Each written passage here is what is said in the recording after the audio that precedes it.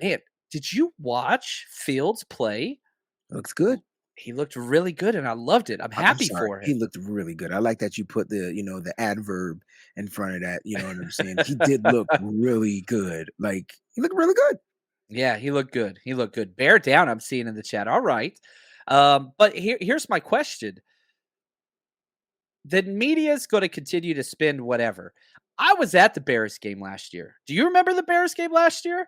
Oh, I remember the Bear game last year. I remember the narrative of the Bear game last year, and I don't know why people didn't realize that Justin Fields was trying to do the damn thing last year, which he kept his team in the game. Yeah, it was his best game by far. He By kept far. plays alive. He was throwing. Like, yeah, we couldn't get to him. I remember the Bears game last year, bro. And I think people keep saying like, "Oh, well, if or if Trey struggles early, then everybody's going to be calling for Jimmy." Well, I remember at that Bears game when the 49ers were like 2-4, and on top of that, you didn't have one first down through the first 6 drives of the 49ers. I remember just thinking, this is the worst quarterback I've ever seen in my life in Jimmy Garoppolo, and then he finally turned it around He on that flipped the switch. 85-yard screen, right? Yeah, red and gold. He says, I'll be at week 3. How do I get tickets for the tailgate? Man, we got you covered. It's one-stop shop, guys. Every single spot for the entire season. 49ersrushroadtrip.com.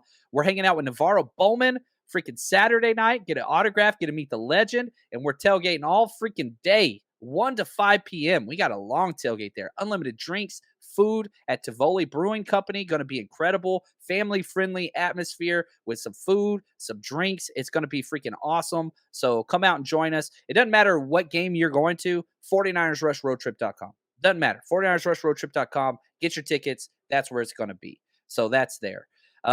So my question to you, and I think I know where you're going to go with this. If Trey does struggle early, which probably is going to happen, he's 22 years old. He's only played in 10 quarters. What does Kyle Shanahan's playbook look like? Is he going to immediately turn to Jimmy Garoppolo, or is he going to No. grind it out with Trey? If Kyle did that, I would lose a lot of respect for Coach Kyle Shanahan. You can't lose. You can't do that to your starting quarterback. You can't. No. You didn't do it to Jimmy. And I tell you what, if Kyle says Trey is the starter, I expect Trey to be out there for every game unless of an injury. Let's just call it. Let's keep a spade a spade.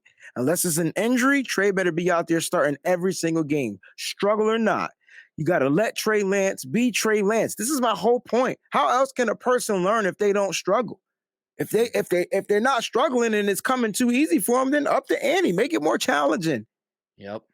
I But I love that. think Kyle Shanahan has to let Trey be Trey, the good, the bad, and the ugly. Now, if Trey gets injured, you have the insurance plan. His name is Jimmy Garoppolo. He's costing you $6.5 million, like about $500,000 short than what you're paying your starting quarterback, and then let Jimmy go out there and do what he does.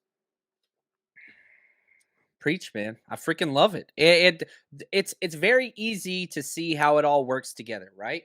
It's simple. Simpatico, right? It just makes sense.